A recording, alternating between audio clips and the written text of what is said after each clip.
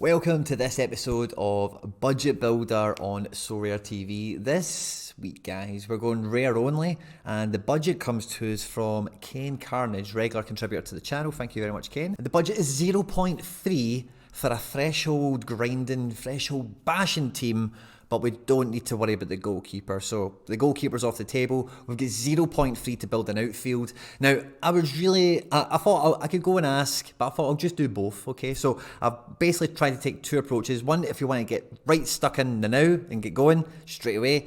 And one, if you're waiting for that European season to come back in, and I've kind of focused around Scotland with that just because some of the prices are really attractive and it's something I know about. At any point in the video today, if you laugh, you learn, you like something or whatever, please do like, subscribe to the channel, share, retweet, all that good stuff.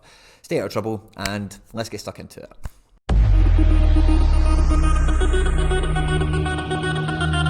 Now, I'll give away the Scottish one first of all, okay? Because what I tried to do when I was thinking about 0.3, I've already got the goalkeeper, right? So let's just imagine it's a run-of-the-mill goalkeeper around 0.4 or so. So I need outfielders that are going to merit me owning a goalkeeper. That's kind of one of the first thing I've tried to put into my head, as well as I want to get as many viable options as possible within that budget, not just 4 guys, and then if one drops out, you're screwed. So trying to stretch into 5 or 6 cards is difficult, especially when you've got to cover all positions with a decent level of strength. I've tried my best. I'd love to know in the comment section down below if there's any substitutes or swap outs you would make to this, by the way. But with the Scottish League, the first defender I had to check out his pricing for was Charlie Mulgrew. He's trading the now at like 0.04, 0.03, depending on, you know, what day of the week we're talking about. And his scores are amazing. I think he's going to be playing like midfield. If you look at Dundee United's last couple of games, he takes all the set pieces, he can score from free kicks, can get decisives. And even though he's old, like, he's going to play next year. I don't think that's too much of a stretch. And yeah, great bang for buck on him. The next defender, there's another defender that kind of came into my mind as well. And again, just price-wise, very, very good. And that is Iacovite of Ross County. At the moment, he's trading for around 0.035, give or take. And again, very solid performer in like a mid-table Scottish team, so like they're not going to get too many 10 points for clean sheets or whatever, but he will be getting tons of interceptions and duels. And as you've seen with some of the guys like Paul McGinn, for example, a lot of these Scottish guys, but they have really good AA.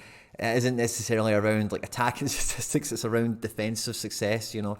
So Iacovite, I think at that price, and he is only 24 or so, is a great card to pick up for this type of thing in mind. As is my primary midfielder, which is Jason Holt of Livingston. Guy plays as a kind of number 10, number 8 type figure. And Livingston, again, mid-table team. He's not a guy that's going to get down and dirty and do lots of tackles and whatever. He does have that side of the game to him. But he's a bit more forward-thinking, can get into the final third and get some of those key passes and decisive actions on occasion when Livingston are doing well.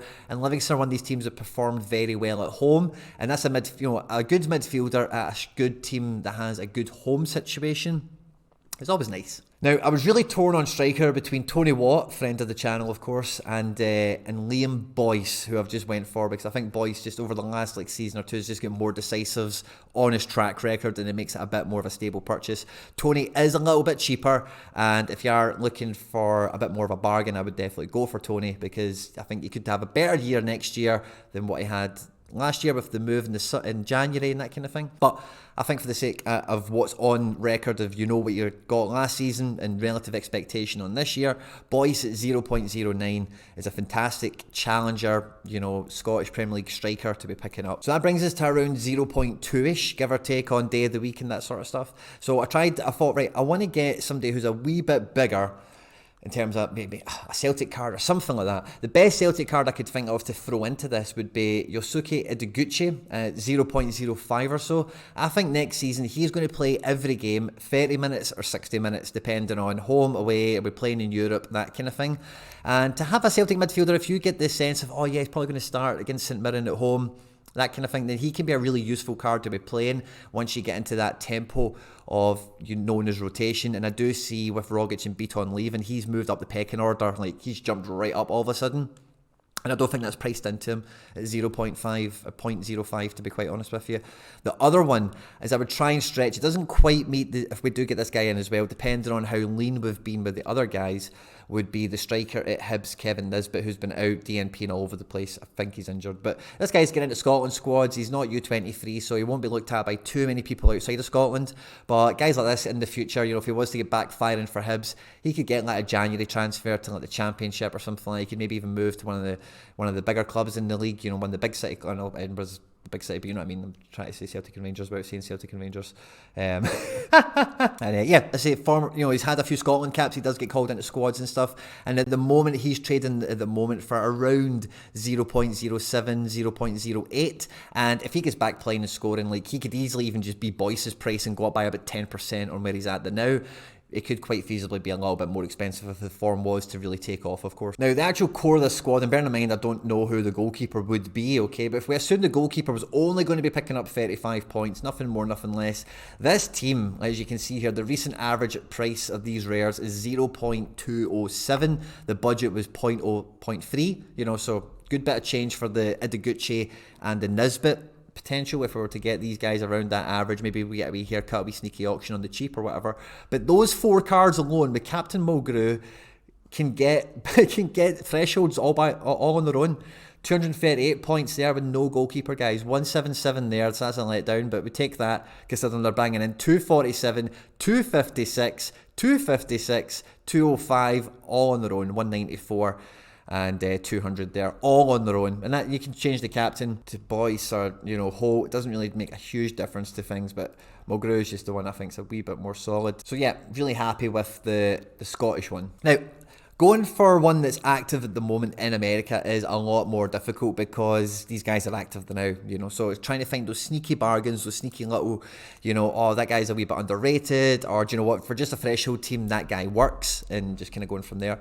So I'll just start with the first one, which is a little bit of knowledge, if you like. So Ronald Hernandez at the moment at Atlanta is trading for a rare at 0.028. Now, as you know, Miles Robinson's out for the season, George Campbell's been in and out with injury, there's been a lot of stuff going on Atlanta. He's a Venezuela international. He does play for Venezuela, 8 games out of 10. You'll see him starting at right back. Brooks Lennon has been playing right back quite successfully, but Ronald Hernandez can also play centre back. So I think for the kind of price you can pick him up at them now, and if you were to kind of keep your ear to the ground on the actual injury status on some of these individuals at Atlanta, I don't think there's too much room for this to go wrong. I think you could definitely get utility out of him in the immediate term, and in the short to medium term, you maybe need to weigh in on, maybe trying to sell him for around break even after you've had some utility out of him. But alongside him, I would have Cameron Lawrence. Now, I had his rare for ages and couldn't sell him for a decent price for love nor money. I still think he's wildly undervalued at 0.05. Jamaica international left back, former Toronto, former New York Red Bulls, former Anderlecht, top end left back as far as MLS is concerned, certainly.